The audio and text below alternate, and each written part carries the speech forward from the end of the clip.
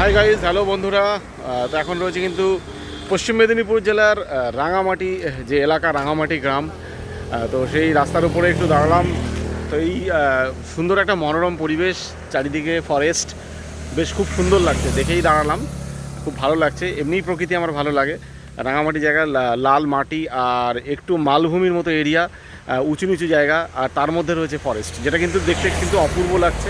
দেখানোর চেষ্টা করছি রাস্তার ওপর দিয়ে একদম পুরোপুরি, এদিকে একদম পুরোপুরি ফরেস্ট, আর রাস্তাটা বেশ উঁচু নিচু, পাহাড়ি এলাকার মতো উঁচু নিচু রাস্তা, মালভূমি এরিয়া। তো কিছুটা ঢাল আছে, আর এই যে মালভূমি এরিয়াতে ফরেস্ট গাছপালা আছে, যেটা কিন্তু দেখতে সত্যিই খুব সুন্দর লাগছে, খুবই ভালো লাগছে। আর আমরা একদম পুরোপুরি কিন্তু ঝাড়গ্রামের কাছাকাছি।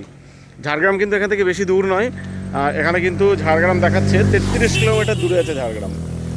জাস্ট আমরা মেদিনীপুর টাউন থেকে প্রায় 4-5 কিলোমিটার আসলাম রাঙামাটি যে এরিয়াটা ফরেস্ট এরিয়া আছে সেখানে। আর এই রাস্তা ধরেই কিন্তু এরকমই একদম পুরোপুরি ঝাড়গ্রাম।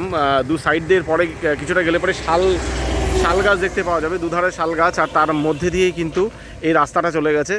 এই রাস্তা বেয়ে কিন্তু একদম পুরোপুরি চলে গেছে ঝাড়গ্রাম। তারপরে ওদিকে গিয়ে ঝাড়খণ্ডের সঙ্গে বর্ডার আছে। তো এখানে একটু দাঁড়ালাম, বেশ ভালো লাগছে প্রকৃতির এই সৌন্দর্যটা দেখতে খুবই ভালো লাগছে। এমনি আমি লিটারেচারের স্টুডেন্ট, গাছপালা, নদী, জঙ্গল দেখলে পরে আমার বিশেষ করে ভালো লাগে। শরৎচন্দ্রের সেই শ্রীকান্ত উপন্যাসের কথা মনে পড়ে। নৈশ অভিযান পড়েছিলাম, পুরো উপন্যাসটা পড়তে পারিনি।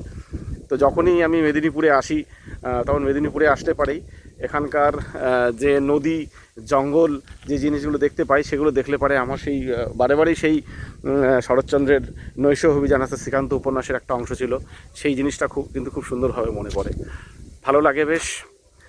আর এদিকে ওই সামনের দিকে রাস্তাটা দেখা যাচ্ছে।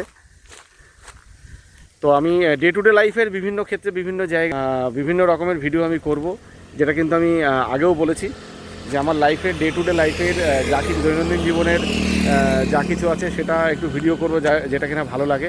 আর অবশ্যই দর্শক বন্ধুরা, আপনারা যারা আছেন প্রত্যেকে কিন্তু লাইক করবেন আমার ভিডিওগুলো, শেয়ার করবেন এবং কমেন্ট করে অবশ্যই জানাবেন কিন্তু আপনাদের কেমন লাগছে, আর কী কী বিষয়ের উপর ভিডিও করা যেতে পারে সেটাও একটু বলবেন।